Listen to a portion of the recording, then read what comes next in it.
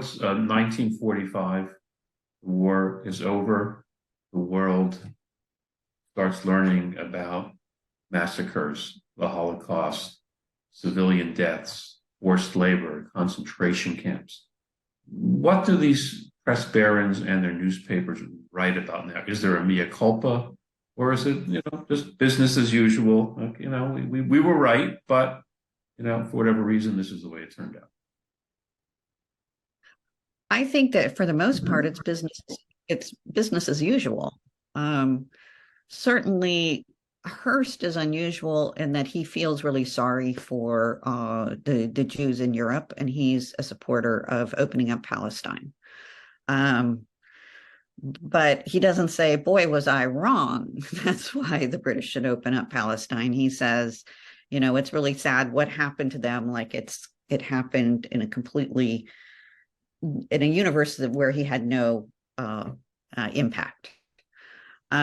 Also, some of them continue to be extremely unilateralist and anti-internationalist. So that, for example, Lord Beaverbrook is very much against European integration and the common market. And Joe Patterson, Robert McCormick, and Hearst, very anti-United Nations, and believe that their countries, they don't say, okay, now we learned that we need to have international cooperation. To the contrary, they say, okay, that was one episode, the war. Now we need to go back to having a strong unilateralist, imperialist policy. And I wouldn't exactly call it isolationist, because they are looking abroad, but it's very unilateralist. They're not at all in favor of cooperating with any other countries.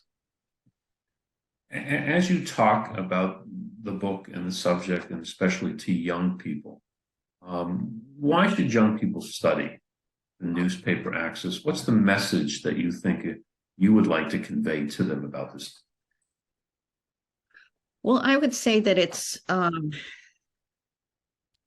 story of a time in the history of the US and the UK when there were a lot of people who were, if not actively pro-fascist, fascist enablers, right? Who believed that the right path for their country would be perhaps turning away from democracy and enabling fascism at home and abroad. And it's an important story to know because we face similar challenges today. And I think it's especially important to look at those who opposed the newspaper axis, who opposed the isolationists and the overt fascists, and how they overcame them and how they were able to rally their country to an international position and to save democracy at home and abroad.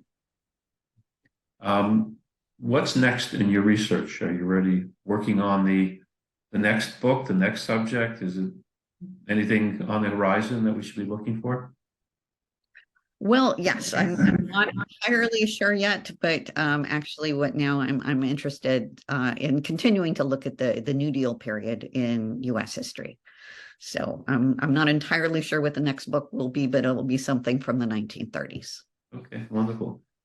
This has been fascinating, the newspaper axis, and we just got I think a little bit of a flavor from Professor Olmsted, and urge all our listeners and viewers to purchase the book, to read it. It's really important reading, and I enjoyed it very much, and I'm sure everybody out there that's listening or viewing will enjoy it.